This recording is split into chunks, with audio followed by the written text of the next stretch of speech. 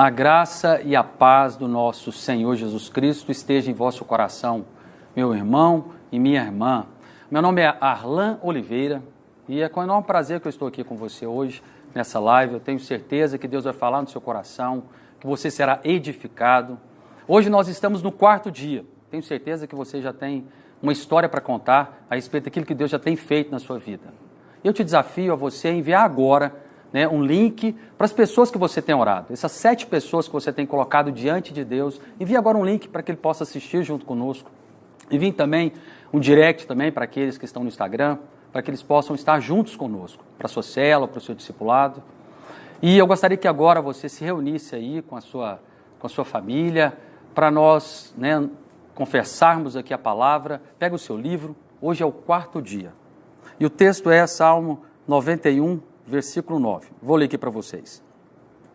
Pois disseste, o Senhor é o meu refúgio. Fizeste do Altíssimo a tua morada. Nem o mal te sucederá. Praga nenhuma chegará à tua tenda.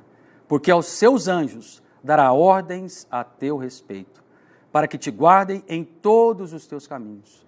Eles te sustentarão nas suas mãos, para não tropeçares em alguma pedra. Pisarás o leão e a áspide, calcarás os pés o leãozinho e a serpente. E agora, junto comigo, nós iremos confessar.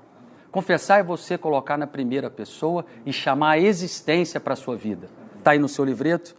Repete após mim, fala assim: eu declaro que o Senhor é o meu refúgio. Com a minha confissão, eu faço do Senhor a minha morada. Nem o mal me sucederá. Praga nenhuma chegará à minha casa. O Senhor dará ordens aos seus anjos para que me guardem em todos os caminhos. Os anjos do Senhor me sustentam na sua mão, para que eu não tropece em nada. Eu piso toda serpente, escorpião e todo poder maligno. O Altíssimo é a minha morada. E eu quero liberar uma palavra de Deus na sua vida, antes de nós começarmos aqui com a palavra que será ministrada. Me veio uma impressão no Espírito, hoje, para que você não viva apenas esses dias de jejum, apenas querendo ser livre do mal. Que Deus te livra do mal, te livra dessa enfermidade ou do prejuízo. Mas eu creio que Deus, de uma maneira profética, Ele quer liberar uma nova ousadia, intrepidez e posição no mundo espiritual. Porque Cristo não veio apenas para resistir o diabo, mas Ele veio para destruir as obras do diabo. Eu quero profetizar que você vai crescer em revelação e sabedoria do pleno conhecimento da verdade. Amém? Amém. Vamos orar? Vamos orar. Vamos orar pelos alvos de oração. Amém. Também pelas 7 pessoas. Amém. Pai, em nome de Jesus, ó Deus, nós colocamos diante do Senhor cada uma dessas pessoas. Ó Deus, eu creio que elas foram escolhidas pelo Senhor. Cada uma delas. E cabalmente nós iremos ver as obras do diabo sendo destruídas na vida dessas pessoas. Pai, eu declaro em nome de Jesus que elas serão atraídas pelo Senhor. O teu Espírito irá convencê-las do pecado, da justiça e do juízo. Ó Deus, eu declaro em nome de Jesus que elas terão uma oportunidade, ó Deus, de receber o Evangelho. Senhor, que o Senhor possa nos usar, usa-nos como instrumento para pregar as boas novas e declaramos salvação. Oramos também, ó Deus, pelos alvos pessoais. Pai, eu declaro que cada um desses alvos irão se cumprir, ó Deus, porque nós cremos que o Senhor, ó Deus, tem para nós o melhor. O Senhor tem para nós, ó Deus, uma vida abundante. E eu declaro que cada um desses alvos, menor que seja ou maior que seja, cada um deles vão se cumprir cabalmente, para que o teu nome seja engrandecido, para que o Senhor seja exaltado. Em nome de Jesus. Amém, amém, amém. Aleluia. A graça e a paz do Senhor Jesus seja com você e sua casa. Hoje nós estamos no 4º dia do nosso jejum. E já tenho recebido alguns testemunhos. Hoje, bem cedinho, já recebi algumas mensagens, irmãos contando testemunhos. Tem também alguns acusadores, detratores, que mandam mensagem também, mas eu não me importo, né? Isso é sinal de que o diabo está incomodado, e se ele está incomodado é porque as orações estão fazendo efeito. De fato, os anjos de Deus estão ao nosso derredor, estão nos guardando e nos livrando. Mas eu queria só compartilhar, antes de compartilhar a palavra, eu queria te contar só dois testemunhos que eu achei interessante. Um testemunho de uma pessoa, uma irmã, na verdade, que trabalha num hospital público. E você sabe, eles estão na linha de frente ali da batalha contra essa praga infernal, não é? E essa irmã, então, ela, na casa dela, veio na mente dela setas do diabo, e dizendo que você não está em casa, você deveria estar em casa também como todo mundo, e como você não está, você vai ficar doente, você vai morrer. E ela começou a sentir medo e até pânico, né? Ela pensou, poxa vida, então eu vou morrer. E ela ficou tão angustiada, e ela começou a pensar, eu deveria estar em casa, porque todo mundo que está em casa é que está protegido. E ela então contando que ontem nós ministramos o 3º dia, então nós compartilhamos de passagem, né? Nós não aprofundamos esse tópico, eu vou aprofundar esse tópico mais à frente, que eu disse que Faraó também estava em casa, os demais egípcios estavam em casa, mas quando o anjo da morte veio, a casa não pôde protegê-los. E os hebreus também estavam em casa, mas tinha um diferencial, o sangue estava aplicado na porta, pelo lado de fora. E aí a praga não entrou. E naquela hora ela disse que entendeu, ela falou, é isso, que tolice a minha, não é a minha casa que me protege é o Senhor. E então, eu mencionei em algum momento também, não me lembro, mas ela disse, aí o pastor disse, né, fizeste do Altíssimo a sua morada. E ela falou, é isso, eu já estou morando, a minha casa é o Altíssimo. Onde eu vou, minha casa vai junto, ela me protege. E quando você vê, é uma chave, às vezes é apenas uma chave espiritual que você recebe de Deus, aquilo abre as portas de uma revelação, de um entendimento que libera fé. É quando libera fé, imediatamente o medo, o pânico, a fobia vai embora. foi embora. E ela falou, foi sobrenatural, pastor, foi instantaneamente, fui curada. Que coisa maravilhosa, que o Senhor continue abençoando profundamente. Tem uma outra irmã também que estava com o mesmo problema de pânico, mas ela já estava num estado depressivo.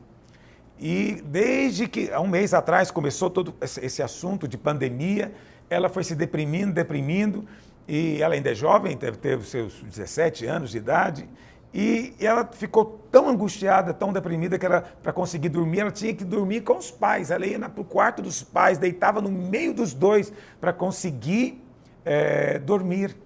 E aí ela nos ouviu, recebeu as nossas confissões, e o pai dela e a mãe também, são irmãos da igreja, eles pegaram as confissões e começaram a fazer a confissão em casa. Eles não falaram mais nada, não disseram nada da doença, do problema dela, apenas confessaram a palavra de Deus juntos. À medida em que confessavam, ela foi totalmente liberta também.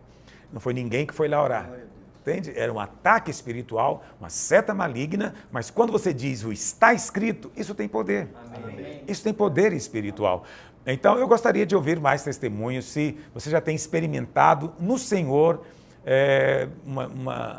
um alvo respondido, uma doença que foi curada, né? Alguma coisa da alma, medo, pânico, angústia, fobia, coisas que você tinha, que estavam te oprimindo, era um jugo na sua alma, mas o Senhor te libertou nesses dias. Escreve para a gente, nós queremos ouvir você.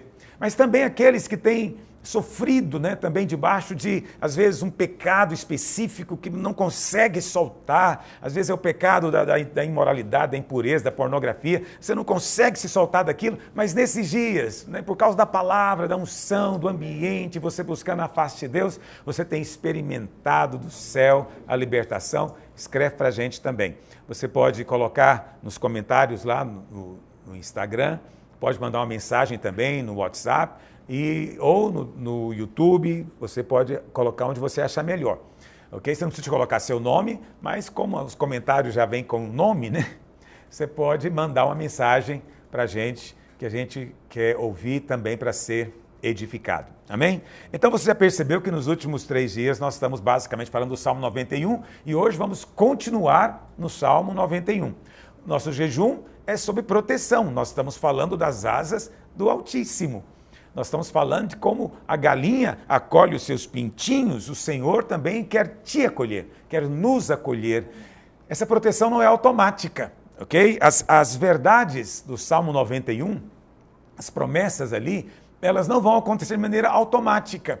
É preciso ter uma atitude da nossa parte. E o Salmo nos fala de pelo menos três atitudes claras. A primeira é o versículo 9. O versículo 9 diz o quê? Pois disseste. Então veja, é preciso dizer, é preciso falar. O que diz o versículo? Pois disseste, o Senhor é o nosso refúgio. Quando você fala, o Senhor é o meu refúgio, diz o versículo, você faz do Altíssimo a sua morada. E quando você mora no Altíssimo, entende? Não é uma questão física mais. Não é mais uma questão natural. Onde você vai, como eu testemunhei agora mesmo, você vai na casa, debaixo das asas. O Altíssimo é a sua morada agora. Então é preciso falar. Você tem falado? Ok? Essas confissões da palavra que nós fizemos hoje, temos feito todos os dias, isso não é meramente confissão positiva.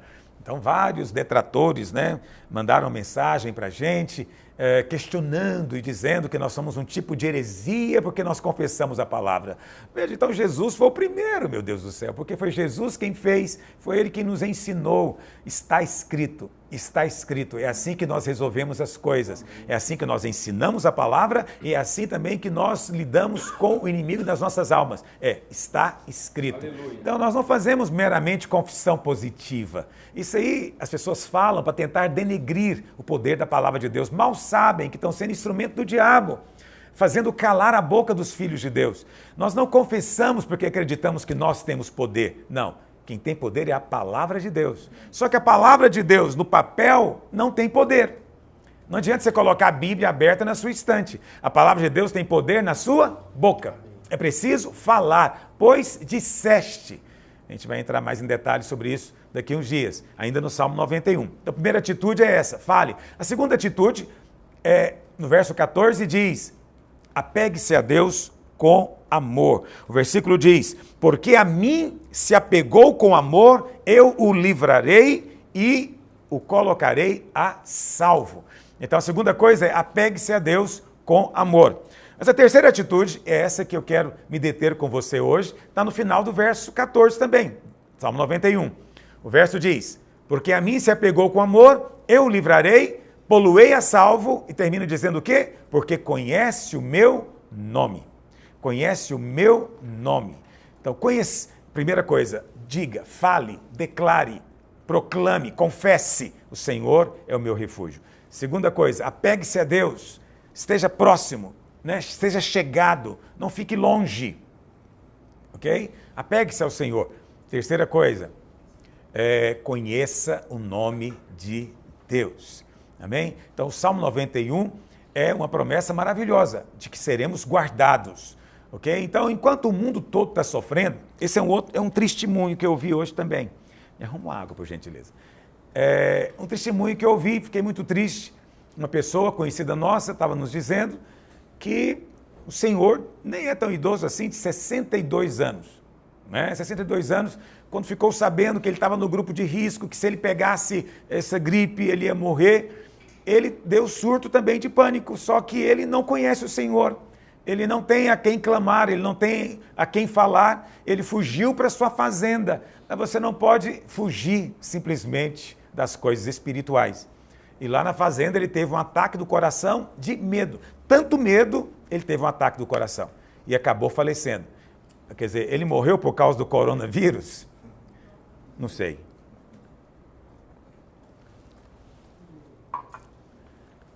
Ele não morreu contagiado, contaminado com o vírus, mas ele morreu de medo do vírus. Ok? Você não tem que viver assim. Não viva debaixo de medo, não viva debaixo de pânico, amém? Lembra disso, a sua fé é nutrida pela palavra que entra no seu ouvido. Romanos 10:17 diz, a fé vem pelo ouvir, ok? Então, o que você ouve tem poder de produzir em você fé ou incredulidade. Junto com a fé, você tem positividade, você tem otimismo, você tem disposição, bom ânimo. Mas o oposto da fé é o quê? Incredulidade, que vem com medo, que vem com desânimo, que vem com prostração. E são coisas opostas, mas que vêm para dentro de você do mesmo jeito. Tudo depende do que você ouve. Então seja seletivo com aquilo que você ouve. Amém? Ouça apenas aquilo que gera fé em você. Eu ouvi uma pessoa dizendo, sabe, nem é crente, é um cara, um articulista, e ele falou num artigo dele que ele decidiu há muitos anos que ele não iria mais ouvir notícias, assistir noticiário, ele ia apenas ler. E quando eu ouvi ele falando isso, ele não é pregador, não é nada, não é crente. Mas você sabe, Deus fala conosco nos lugares das maneiras mais improváveis. E eu estava ali ouvindo, e na hora o Espírito, sabe, atiçou meu coração dizendo, isso é uma chave espiritual. Eu preciso entender isso. A fé vem pelo ouvir, não vem pelo ler. E aí eu falei, vou fazer um teste. Eu fiz um teste. Semana passada eu fiquei a semana inteira sem ouvir noticiário. Não ouvi nenhum noticiário. E nem vi, nem assisti. Eu só li. Eu entrei nos sites, né, os sites que são confiáveis, mesmo das emissoras, eu entrei no site e li a notícia. E eu percebi uma diferença enorme. Quando chegou no sábado, eu falei, hoje eu vou assistir, hoje eu quero ouvir. E estava eu e minha esposa. E eu nem tinha falado isso para ela ainda. Quando a gente acabou de ouvir o noticiário, ela falou, você não está sentindo uma coisa ruim? Depois de ouvir esse noticiário, estou me sentindo mal, estou me sentindo para baixo. Eu falei, eu também estou sentindo. E eu fiquei a semana inteira lendo sobre esse assunto e aquilo não me atingiu dessa maneira. Mas quando eu ouvi, atingiu. Então, há algo espiritual nessa coisa audiovisual. Acredite em mim. Você tem que ser seletivo, tem que ter critério. Amém? Não fique ouvindo aquilo que gera em você pessimismo, morte, desânimo, prostração. Ouça a palavra. Ouça aqueles que falam concordando com a palavra. Mas, pastor, eu não posso ficar desatualizado das coisas do mundo. Então, leia. Eu decidi, a partir de hoje, eu vou apenas ler. Então, todo dia eu separo um tempo, de manhã cedinho, eu leio o jornal, eu leio as notícias nos principais sites que eu reconheço que são sérios e sou informado de tudo, mas não sou contaminado com nada, ok? Não tem fundo musical me atrapalhando a ler, não tem um fundo musical para despertar algo em mim. Há muita manipulação de emoção, cuidado com isso. E quando há essa manipulação, você às vezes é enredado para concluir coisas que às vezes não são a verdade. Ok. Pastor, vamos voltar para cá. O versículo 14, então, fala que uma das condições para nós sermos guardados é conhecer o nome do Senhor. Vamos lá. Verso 1, Salmo 91. Qual é o nome do Senhor? O próprio Salmo nos fala a respeito de alguns nomes do Senhor. Eu quero compartilhá-los com você. O que habita no esconderijo do Altíssimo. Você percebe que aí, na sua Bíblia, a palavra Altíssimo está com letra maiúscula? Por quê? Porque não é um adjetivo, é um nome de Deus, ok? Essa palavra no original é El Elyon. El Elyon significa Deus Altíssimo. Então seria assim, o que habita no esconderijo de El Elyon. Primeiro nome que está aqui. E descansa à sombra do Onipotente. Onipotente também está com letra maiúscula. Por quê? Porque também não é meramente um adjetivo, é um nome, ok? Que nome é esse? El Shaddai.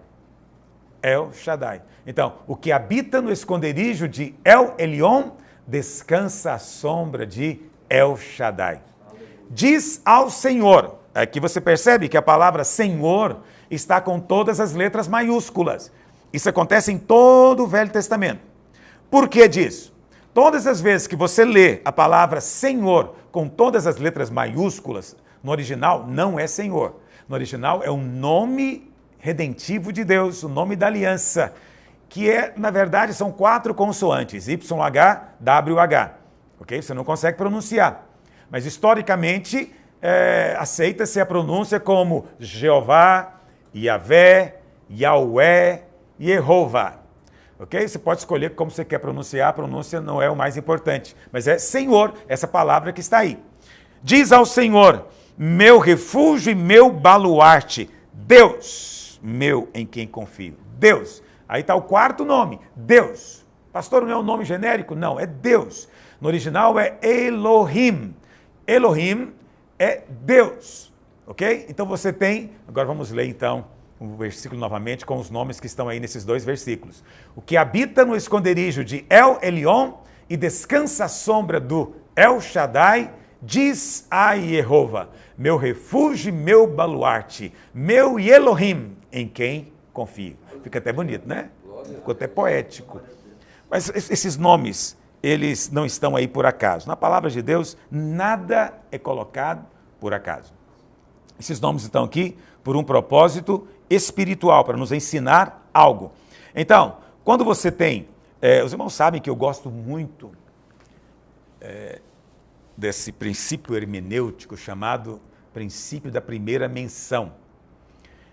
E a primeira menção na Bíblia de El Elyon está lá no Velho Testamento, está lá em Gênesis 14. E a primeira menção de El Shaddai também está lá em Gênesis 17. Ok? Então, entre os capítulos 14 e 17, você tem o esconderijo do Altíssimo. Por quê? Porque o Salmo 1 diz que o esconderijo é de El Elyon na sombra de El Shaddai. Então, El Elyon e El Shaddai definem o esconderijo do Altíssimo, onde o lugar onde você descansa. Uma curiosidade desse versículo também é que a palavra descansa, né? Descansa à sombra, no original não é descansar realmente. É a palavra yashab, que significa sentar-se. Sentar. Então, na verdade, ele senta à sombra do Onipotente. Mas os tradutores entenderam e estavam corretos, claro, que não é meramente um sentar-se, mas é um sentar e descansar, ok? Então, nós estamos também sentados. assentados. A maneira como nós desfrutamos da proteção do Senhor é no descanso. Falamos disso no primeiro dia. Depois você volta lá e relembra. É no descanso. Então a sua paz, sua proteção, todas as bênçãos espirituais vão fluir na nossa vida quando nós permanecemos no descanso. Ok? Efésios 2, verso 6 diz que nós estamos assentados com Cristo nos lugares celestiais. Então, na Bíblia, você se assenta quando você termina um trabalho, ok? Nós vivemos numa obra já terminada. Nós vivemos debaixo de um trabalho que já foi consumado. Quando o Senhor Jesus disse na cruz, está feito, está consumado, Ele nos convidou agora para entrar. Não fomos chamados para terminar a obra já está feita. Eu contei isso para você no primeiro dia, mas quando o Senhor Jesus foi levado à cruz, Ele foi crucificado às 9 da manhã e Ele ficou na cruz até às 3 da tarde. No templo haviam 2 sacrifícios que eram feitos diariamente pela nação. O sacrifício da manhã às 9 da manhã, o sacrifício da tarde às 3 da tarde. Você percebe? A mesma hora que o Senhor ficou na cruz, das 9 até as 3 da tarde. Por quê? Porque o sacrifício daqueles animais eram feito todos os dias. Todos os dias. Foi feito durante quase 1.500 anos. Pararam por 70 anos quando foram para o cativeiro, depois voltaram, reconstruíram o templo e continuaram com o sacrifício diário. Mas aquele sacrifício, ele não tinha poder de tirar o pecado. O máximo que ele fazia era cobrir o pecado. Por isso, no Velho Testamento, o sacerdote não podia sentar-se diante de Deus. Ele só podia servir a Deus de pé. Mas a Bíblia fala que o Senhor Jesus, depois de ter feito a expiação pelos pecados, sentou-se à destra da majestade nas alturas. Por que ele sentou-se? Porque o sacrifício dele é único, definitivo, de uma vez por todas, completo. Amém? O pecado foi resolvido. Não temos mais o problema do pecado, porque o sangue de Jesus nos lava de todo pecado. Então eu creio que a habitação, o esconderijo do Altíssimo, está entre esses 2 capítulos de Gênesis, capítulo 14 e o capítulo 17. Vamos ler lá na Bíblia, em Gênesis 14? Bom, o que diz em Gênesis 14? A Bíblia fala que Ló, que era sobrinho de Abraão, morava em Sodoma. E houve uma guerra de 4 reis contra 5, e Sodoma envolveu-se na guerra, e Ló foi levado cativo. Abraão ficou sabendo e decidiu sair para livrar o seu sobrinho. E ele tinha 318 servos na sua casa, ele pegou esses 318 homens e pelejou contra 4 reis. Isso é uma coisa sobrenatural. Aquela vitória que Deus deu para ele foi sobrenatural. Então 318 homens não poderiam ter derrotado 4 reis. Ok? Então, mas Deus deu a vitória para Abraão. A Bíblia fala então que Abraão pegou Ló e todo o povo, né, que era de Sodoma, e levou, libertou eles. E Abraão agora estava voltando. E quando Abraão voltava, diz a Bíblia que ele encontrou-se com um rei, que também era sacerdote, chamado Melquisedeque. A palavra Melquisedeque, que é Melech-Tzedek, significa rei de justiça. Rei de justiça. Esse é o significado da palavra Melquisedeque. E esse Melquisedeque era rei de Salém. A palavra Salém vem de Shalom no hebraico. Então ele era rei da paz. O rei da justiça também era rei da paz. Ele era rei e era sacerdote. Mas sacerdote de quem? De qual Deus? É aqui que está a coisa interessante. Melquisedeque, o rei da justiça e o rei da paz, era sacerdote do Deus Altíssimo. Hebreus hoje diz que o Senhor Jesus é sacerdote segundo a ordem de Melquisedeque. Por isso o Evangelho diz que o Senhor Jesus é filho do Altíssimo. Filho do Altíssimo, porque ele é sacerdote de El Elion. Aleluia. Maravilhoso isso, né? Vamos ler na Bíblia? Gênesis 14, verso 17, diz assim: após voltar Abrão de ferir a Quedorlaomer e aos reis que estavam com ele, saiu-lhe ao encontro o rei de Sodoma no vale de Savé, que é o vale do rei. Melquisedeque, rei de Salém, trouxe pão e vinho. Ele era sacerdote do Deus Altíssimo. Abençoou ele a Abrão e disse: bendito seja Abrão pelo Deus Altíssimo. Presta atenção, esse Deus Altíssimo no original é El Elion, que possui os céus e a terra. E bendito seja o Deus Altíssimo, que entregou os teus adversários nas tuas mãos, e de tudo lhe deu Abrão o dízimo. Então, ele era rei de justiça, rei da paz, sacerdote e rei, sacerdote de El Elyon, ok? Mas tem uma coisa preciosa que eu não mencionei, que é importante você saber. A Bíblia fala que Abraão chegou diante dele e Melquisedeque abençoou Abraão, em nome do Deus Altíssimo, mas deu para Abraão o pão e o vinho. O que é o pão e o vinho? Obviamente, está falando da ceia, porque isso aqui é um quadro de Cristo. Lá em Gênesis, no começo da história, estava Cristo lá junto com Abraão. E Abraão deu o que para ele? O dízimo. Deus não mandou, ninguém mandou. Abraão fez porque foi movido em Deus.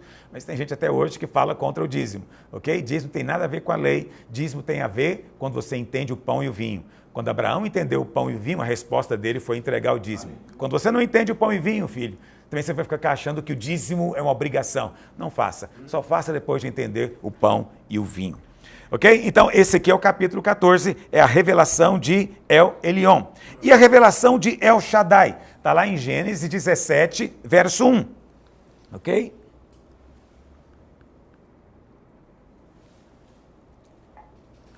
Diz assim a palavra de Deus. Quando atingiu Abrão a idade de 99 anos, apareceu-lhe o Senhor e disse-lhe: Eu sou o Deus Todo-Poderoso. Anda na minha presença e ser perfeito. Qual que é a revelação que o Senhor então agora faz para ele? Abraão, eu sou o Deus Todo-Poderoso. No original é, Abraão, eu sou El Shaddai. Eu sou El Shaddai. Então você tem duas revelações aqui, as duas que estão no Salmo 91. O que aconteceu entre essas duas revelações? É o capítulo 15 e 16. Okay? Então nós precisamos ter entendimento do que aconteceu nos capítulos 15 e 16, porque esse ambiente é o esconderijo do Altíssimo. Vamos começar com o capítulo 15. Logo no versículo 1. Depois destes acontecimentos, veio a palavra do Senhor a Abrão numa visão e disse: Não temas, Abrão, eu sou o teu escudo. Pastor, esse escudo aqui é o mesmo que está no Salmo 91? Sim, claro. O Senhor é que é o nosso escudo. Né? O Salmo 91 diz o quê? O que habita no esconderijo do Altíssimo, descansa à sombra do Onipotente, diz ao Senhor, meu refúgio e meu baluarte. Baluarte, Deus meu em quem confio, porque Ele te cobrirá com as suas penas. É uma alusão às asas, ok? Ele te cobrirá com as suas penas, sob as suas asas estará seguro, porque a sua verdade é pavês, broquel e escudo. O Senhor é escudo. Por isso que o Senhor chega para Abraão e diz para ele: olha, Abraão, não temas, eu sou o teu escudo. Você está no esconderijo do Altíssimo. E o teu galardão será muito grande. Respondeu Abraão: Senhor, que me haverá de dar se continuo sem filhos? E o herdeiro da minha casa é o Damasceno Eliezer. Disse mais Abraão: a mim não me concedeste descendência, e um servo nascido na minha casa será o meu herdeiro. A isto logo respondeu o Senhor, dizendo: não será esse o teu herdeiro, mas aquele que será gerado de ti, esse será o teu herdeiro. Então, Deus mesmo conduziu Abraão para fora, isso significa que ele estava dentro de casa, dentro da tenda, e disse: olha para os céus e conta as estrelas, se é que o podes. E lhe disse: será assim a tua posteridade. E a Bíblia fala no verso 6 que ele creu no Senhor. E porque ele creu, isso lhe foi imputado para a justiça. Essa afirmação, ela é repetida por Paulo no livro de Romanos, no livro de Gálatas, porque ela é a base do evangelho da graça. Abraão não foi declarado justo porque ele se comportava bem, porque ele obedecia os mandamentos. Na verdade, a lei nem tinha sido dada ainda. Abraão foi considerado justo só porque creu na palavra de Deus, só porque creu. Aí Paulo diz a mesma coisa. Nós hoje também, nós não somos declarados justos por causa da nossa obediência aos mandamentos, porque nós somos fiéis, porque nós agimos de maneira apropriada. Essas coisas são boas, mas não tem poder de te justificar diante de Deus, ok? Hoje nós somos justificados, declarados justos pela fé. Fé em quê? Fé na obra de Cristo, nós somos justificados independente de obras. Para você estar no esconderijo do Altíssimo, você tem que ser justificado pela fé, tem que crer no Evangelho. Está entendendo? Você recebeu o dom da justiça. A nossa justiça hoje é um dom. Assim como você recebe dom de línguas, dom de profecia, você recebeu um dom extraordinário, que é o dom da justiça. Quando Deus te vê, Deus não vê você, Deus vê a justiça de Cristo em você. Deus não trata você com base no seu merecimento, Deus trata você com base em Cristo, na obra de Cristo. Está entendendo o que eu estou dizendo? Quando você crê nisso, a sua fé é liberada, porque agora você pode aproximar-se do trono da graça. Agora você pode receber milagres de Deus. Deus vai ouvir a sua oração. Você foi feito filho. Não há obstáculos mais para você. Essa é a verdade fundamental do Evangelho. Abraão foi justificado, nós também somos justificados unicamente por fé. Amém. Aleluia! Aquele que não conheceu o pecado, Deus o fez pecado por nós, para que nele agora sejamos feitos o quê? Justiça de Deus. Como é que Cristo foi feito pecado? Foi cometendo pecado? Não. Deus colocou o nosso pecado nele. Ele nunca pecou.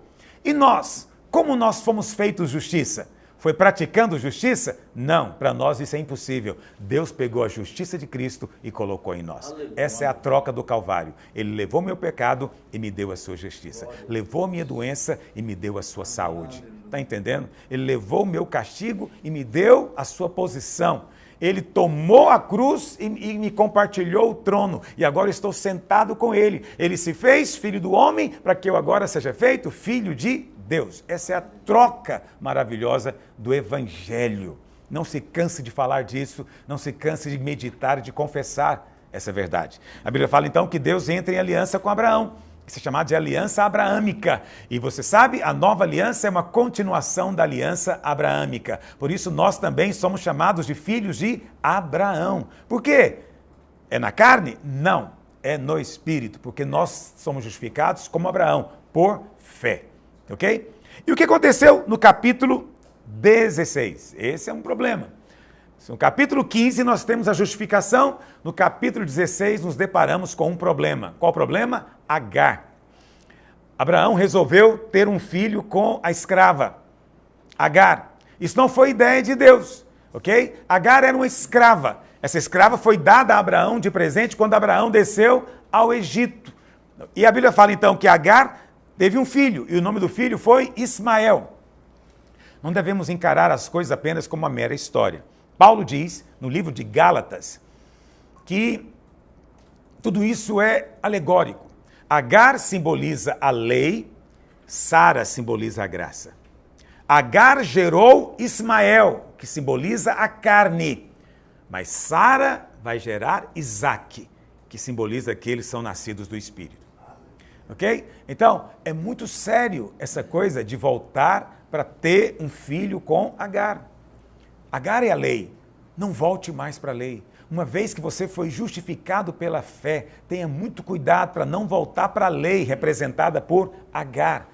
A Bíblia fala que Agar, num certo momento, ela quis se levantar, fugiu, mas o anjo mandou ela voltar e se submeter a Sara. A lei tem que se submeter à graça e não o contrário.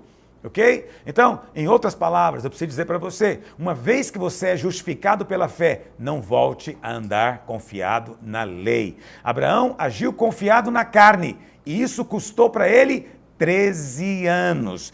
Pega aí a sua Bíblia. Olha, você vai ver de um versículo para o outro, como os anos passam na palavra de Deus. Então, pegue o último versículo do capítulo 16 de Gênesis, que é o verso 16.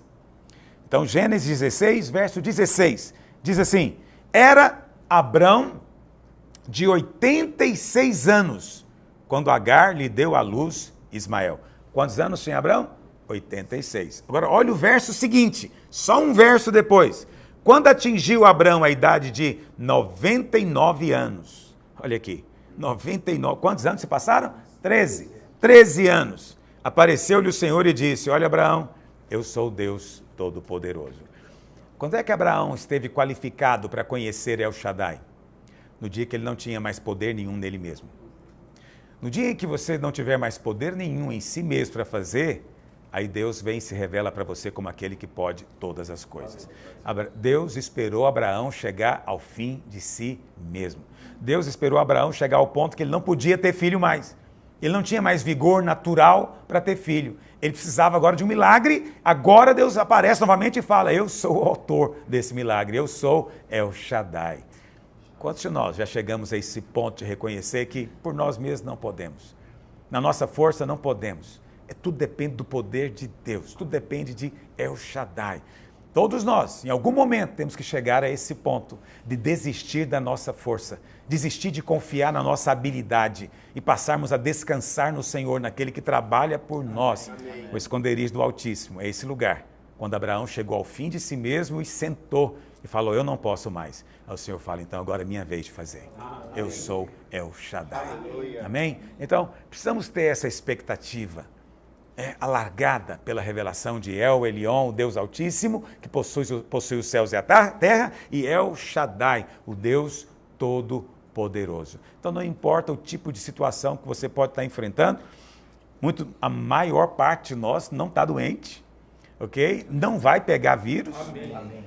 Mas você pode estar com medo das consequências de toda essa prevenção, desse isolamento. Pode estar com medo do desemprego, você pode ser um empresário, pode estar com medo de quebrar a sua empresa, ter que parar o seu negócio, pode ser que você é um autônomo, um feirante, alguém que trabalha, né, todos os dias numa banca e você esses dias está parado, proibido de trabalhar e você está pensando de onde me virá o socorro. O seu socorro vem de El Elyon.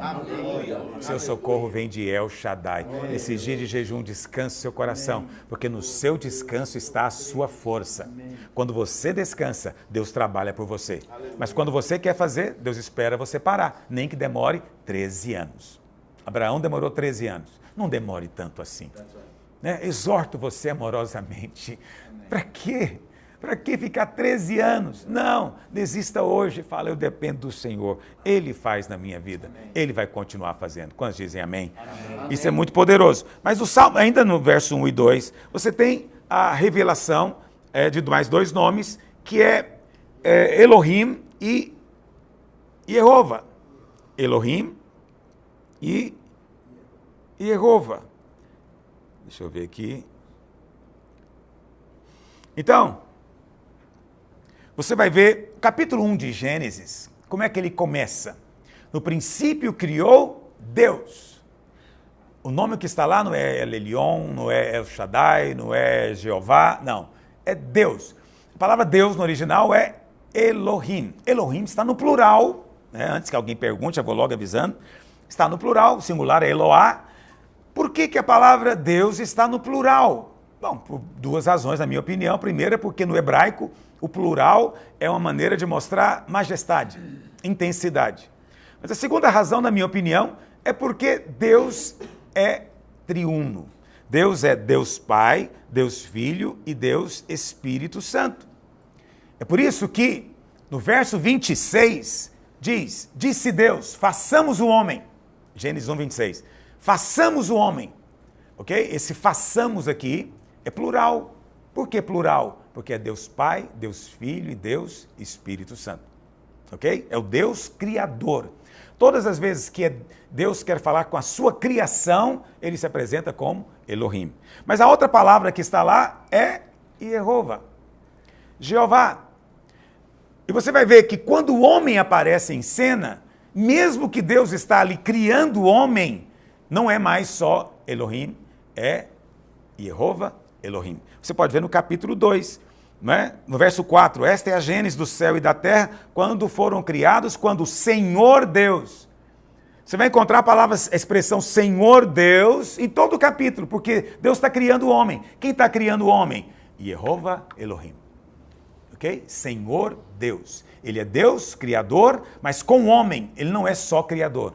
Com o homem, ele é o Deus da aliança. Jeová, Jeová, é um nome de Deus relacionado com a sua aliança. Deus é um Deus de aliança. Isso é muito poderoso, ok? Nós estamos debaixo de uma aliança. Então, tenha ousadia de declarar, faça do Altíssimo, El Elyon, a sua morada. Deixe o Todo-Poderoso cobrir com as suas asas hoje. Mas eu quero encerrar com você com mais um nome, que você não vai encontrar escrito com todas as letras aí no Salmo, porque para você entender você precisa do original hebraico. Olha o que diz, o último versículo, Salmo 91, diz assim: saciá-lo-ei com longevidade. Depois de todas as promessas de Deus, que são muitas aqui, de proteção, é muita coisa você ser seu escudo, você não vai se assustar do terror, nem da praga, nem da peste, nem do vírus, vai cair 1000 ao teu lado, vai cair 1000 à tua direita, você não vai ser atingido, não vai chegar praga na sua casa, os anjos vão te guardar, você não vai tropeçar, você vai pisar no leão e vai pisar na serpente. Eu vou te livrar, eu vou te colocar a salvo, eu vou responder a sua oração, no dia da sua angústia eu vou estar com você, eu vou te livrar e vou te glorificar. Olha o tanto de promessa. Mas no final, tem a promessa final. Ele diz, e vou te saciar com longevidade. Eu gosto dessa promessa, eu gosto dela porque a palavra saciar aqui, ela é usada para quando? Quando você está comendo e você fica cheio. Significa que você ficou saciado, comeu o quanto quis. Ok? O Senhor está dizendo, você está vivendo? Então você que vai me dizer quando é que você está farto. Senhor, estou farto de dias e agora está na hora de eu ir para casa. O Senhor quer que você se sinta saciado. Você não vai embora no meio da sua vida. Crê na promessa do Senhor. Você vai cumprir todos os seus dias. Porque o Senhor quer te saciar. Você é que vai dizer para Ele quando você estiver cheio. Ok? Mas Ele diz, saciá-lo-ei, em um português mais coloquial, vou saciar você com longevidade e vou lhe mostrar a minha salvação. Aleluia. Aí a palavra salvação, né, eu tenho uma Bíblia que eu tenho acesso a isso, você clica, abre uma outra janela que me diz o significado da palavra em hebraico. E sabe qual é a palavra em hebraico que está aqui? Yeshua. Yeshua. Agora eu não sei se você sabe, se não sabe, vou contar para você hoje. O nome de Jesus em hebraico é Yeshua. Então, não é por acaso que está escrito que o Senhor vai mostrar Yeshua. Lá no Velho Testamento era uma promessa. No Novo Testamento já é realidade. Ele já nos mostrou Yeshua. Okay? O Senhor Jesus, Ele já nos mostrou. Então, isso é fundamental. O que os santos do Velho Testamento não viram, nós estamos vendo. Então, guarda isso. Yeshua é o próprio Senhor Jesus. O esconderijo do Altíssimo é o lugar onde você está em Cristo. Estar em Cristo é estar guardado. Você habita em Cristo hoje. Nele vivemos, nele nos movemos, nele nós respiramos. Nós estamos nele. Amém? Quando você nasce de novo, né? Quando você recebe Yeshua, se torna filho do Pai, então você vê Cristo, você está salvo e você é protegido. Você está nele. Eu tenho recebido tantas mensagens de gente dizendo que tudo isso é juízo de Deus. Hoje eu já até perdi a disposição de ter que discutir esse assunto. Se você crê que é juízo de Deus, tudo bem. Mas você tem que admitir uma coisa comigo. O juízo de Deus não é sobre os filhos. Ok? Se é juízo de Deus, não posso fazer nada.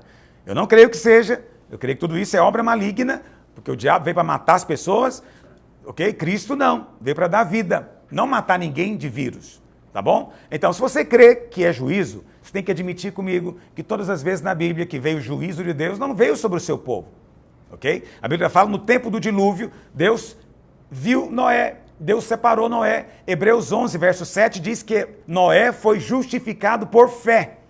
Lá em Gênesis não diz, mas Hebreus completa e diz, foi justificado por fé. Ele entrou na arca, a arca é um tipo de Cristo. Quando o dilúvio veio, todos morreram, mas quem estava na arca foi guardado. Noé e sua casa foram guardados. Por quê? Porque a arca é um tipo de Cristo. E estando em Cristo hoje, você é guardado do juízo de Deus. Deus não pode julgar você nele mesmo. Né? Tem uma coisa interessante a respeito da arca, eu coloquei aí no livro para você. É que Deus não falou para Noé colocar janelas ao derredor. A janela era só no teto, em cima. Por quê? Porque Deus não queria que Noé ficasse olhando o juízo, as trevas ao derredor. Queria que olhasse para cima. Que a mente dele, o coração dele estivesse no céu. A arca balançou? Balançou. Noé caiu? Caiu, mas ele não caiu para fora da arca, filho. Ele caiu dentro da arca. Hoje, quando você cai também, você cai em Cristo. Você não cai fora de Cristo. Porque o justo pode cair 7 vezes, mas 7 vezes ele se levanta, porque ele está dentro da arca. Provérbios 24, 16. Agora, você é justo porque recebeu o dom da justiça. Não é por causa da sua própria obediência aos mandamentos. Ok? Você está escondido hoje debaixo do Senhor. Você está na sombra, sentado, um lugar de descanso. É também um lugar de proximidade. Mas eu quero encerrar essa palavra hoje. Todas as vezes que você lê o Velho Testamento, você precisa usar a chave do Novo.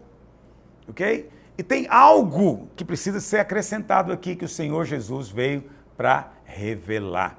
E a gente pode ver isso na oração sacerdotal do Senhor Jesus, lá em João capítulo 17, no verso 11, o Senhor diz assim: já não estou no mundo, mas eles continuam no mundo, ao passo que eu vou para junto de ti. Pai Santo, olha como o Senhor se refere a Deus. Pai, guarda-os em teu nome. Como é que nós somos guardados? No nome. Por isso o Salmo 91 diz, porque nós conhecemos o seu nome, nós somos livrados. Conhecer o nome de Deus é fundamental. Você conhece o nome de Deus? Pastor, você falou um monte de nome complicado hoje, tudo em hebraico, eu não sabia disso, eu tenho que aprender isso. Então eu vou te contar um resumo de tudo, de todos os nomes de Deus. Todos os nomes de Deus. Jesus disse: Pai, guarda-os em teu nome que me deste, para que eles sejam um, assim como nós. Qual que é o nome que foi dado a Jesus? Pai. Então, de todos esses nomes que eu te falei hoje, existe um que resume todos eles e é o mais importante: Pai. Porque esse é o nome que o Filho veio nos revelar. Ok? Esse é o nome que o Senhor Jesus veio para nos revelar. A Bíblia fala que José é um tipo de Cristo. Lá no Velho Testamento tem mais de 17 semelhanças entre José e Jesus. Mas assim como Jesus, José foi rejeitado, foi traído e foi vendido pelos irmãos. Mas chegou o tempo que veio a fome, José era primeiro-ministro lá no Egito, e os irmãos vieram e perceberam que José era aquele irmão que eles tinham traído. E eles ficaram com muito medo, muito medo. Tem muito crente vivendo com medo hoje, porque pecaram, porque erraram. Mas qual foi a palavra de José para os seus irmãos? Lá em Gênesis 45, chegai-vos a mim. Chega para cá, aproximem-se, não tenham medo. Mas eles tinham errado, mas a palavra de Jesus é a mesma: chega perto. Aí a Bíblia fala que José falou para eles: eu vou trazer vocês para cá e vou colocar vocês numa terra especial. O nome dessa terra era Terra de Gósen. Mais tarde, quando o juízo de Deus veio sobre o Egito, o juízo não veio na terra de Gósen. Está me ouvindo?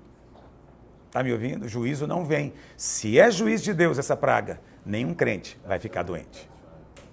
Eu creio nisso. Mas olha para cá. Sabe o que significa a palavra Gósen? Gósen significa próximo, aproximando-se, ficando perto. José colocou os seus irmãos numa terra que significa fique perto. Hoje você está num lugar também de proximidade. Fique perto. A maneira como o Senhor guardou os seus discípulos foi no nome do Pai, ensinando que eles eram filhos. O que o Senhor dizia? O Pai te perdoa. O Pai cuida dos passarinhos, cuida de você também. O Pai sabe o que você precisa. Essa é a maneira como o Senhor guardou os seus discípulos. Então, o seu Pai pode ser El Elyon, El Shaddai, o juiz, o todo-poderoso, né, o governante, o rei. Ele pode ser tudo isso para os outros. Mas para você, ele é apenas Pai. Pai. Isso resume tudo. Há poder e há proteção nesse nome. No verso 12, Jesus diz: quando eu estava com eles, guardava-os no teu nome.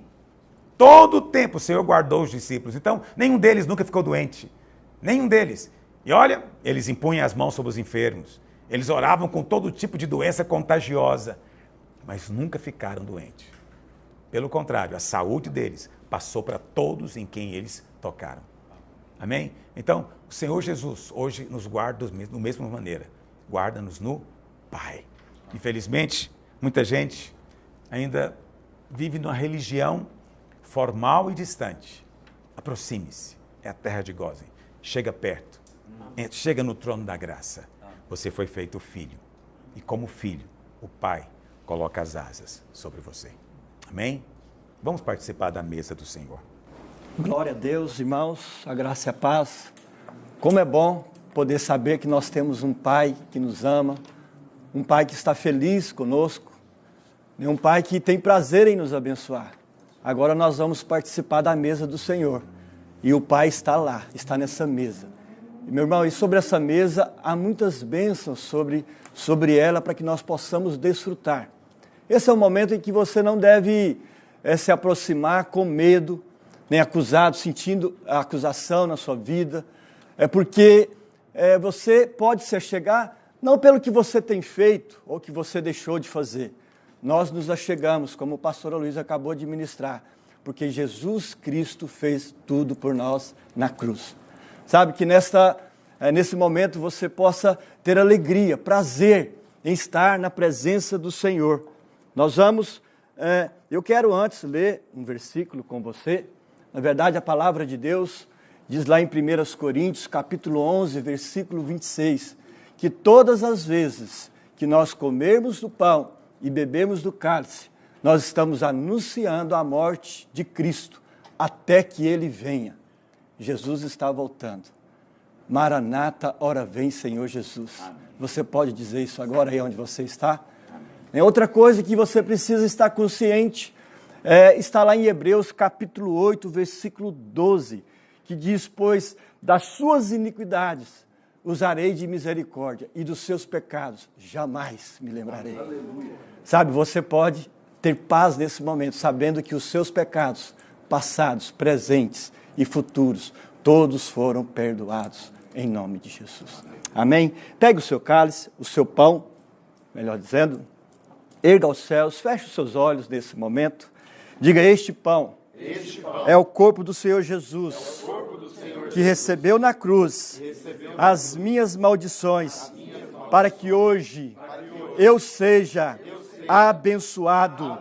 Diga, Ele recebeu as minhas doenças, as minhas enfermidades, para que hoje eu seja curado.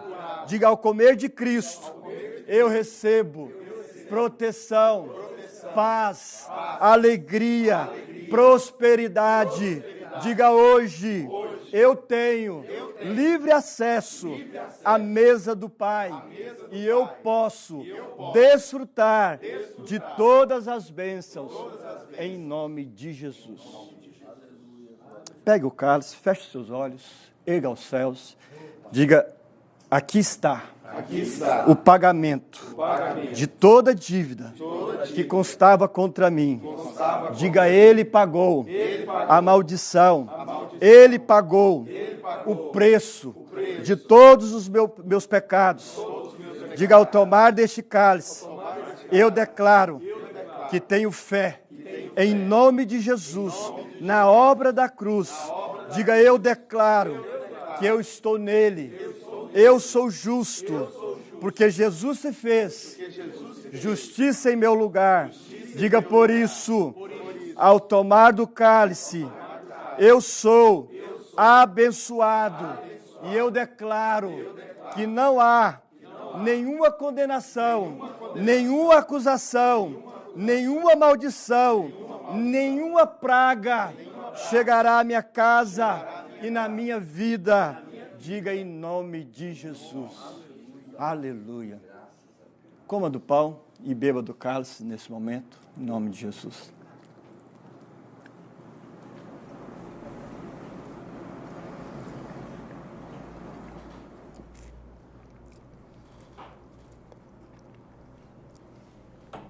Aleluia.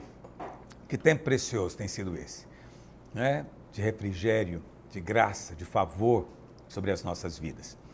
Então eu quero agora sugerir, como nós temos feito nesses dias, nós vamos encerrar aqui, você deve entrar agora lá no Instagram do seu pastor, no perfil dele, nós vamos orar juntos, né? Coloque lá o seu pedido para a gente orar em concordância, porque esses são dias de proteção, dias de milagre, dias de favor do céu. Amém? Que o Senhor conceda a você olhos abertos, revelação, para conhecer o seu nome, porque somos guardados no nome dele. Aleluia. Amém? Fica na paz, até amanhã, nesse mesmo horário.